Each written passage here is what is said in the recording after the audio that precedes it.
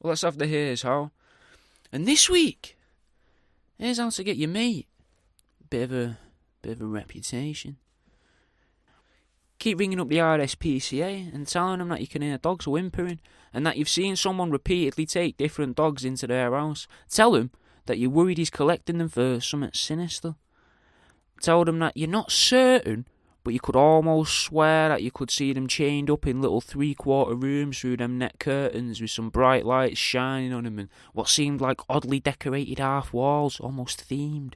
Say that you know it sounds strange, but you could almost swear that Rottweiler were wearing some form of headset. Start telling people in the pub that you don't recognise that if they're after something a little exotic, to speak to the guy you came in with and tell him to say that Harry sent me, he said, you're the guy. Regularly hire amateur actors to approach his front door wearing police uniforms.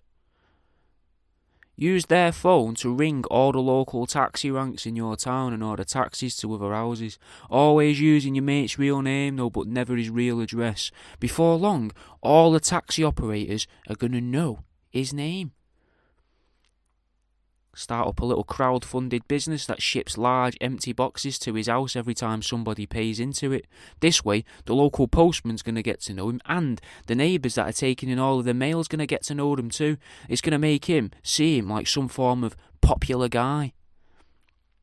Arrange to meet them in a public place, but then don't actually meet them. Just go straight to the local security guard and say that you think that they've stolen some underwear and that you could swear you saw them stuff it up the trouser leg.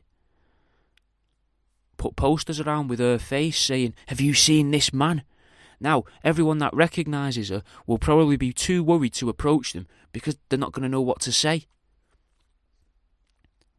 Put signs in front of their neighbour's house that says, hi, I have a child with learning disabilities and he loves hearing the sound of car horns. Please, give him a honk as you pass.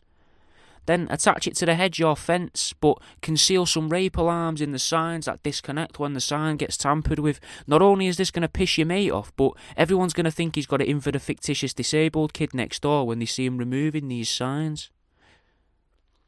Regularly inform local newspapers in different areas around the country of made-up acts your mate's done, donated huge sums to charity, taking part in massive walks, white-collar boxing champion, anything that you might think could get him a half-a-page spread in the local rag of a town he's never visited.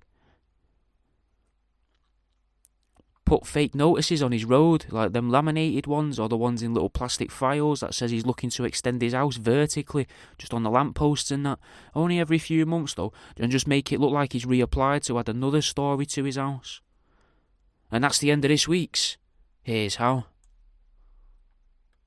If you're like me, a pseudo-intellectual, what you might enjoy are my books.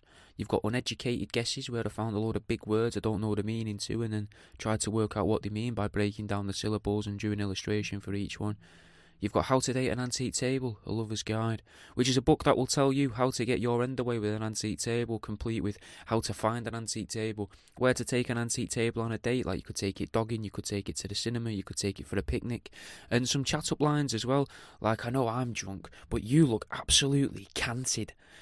And even then you got some pictures in the back of some of my taxidermy and that as well. And you've got my third book, More You Know, which is a book of very well-researched fake facts. Just a book of lies, basically. And some of them were suggested, as in topic-wise, were suggested by some of the people from TikTok. So you might, even if you took part in that, you might even have your username on the first couple pages of that book. Anyway, if you, like I say, if you're enjoying these, you might like the books. And you can get access to the books through Patreon or through my website.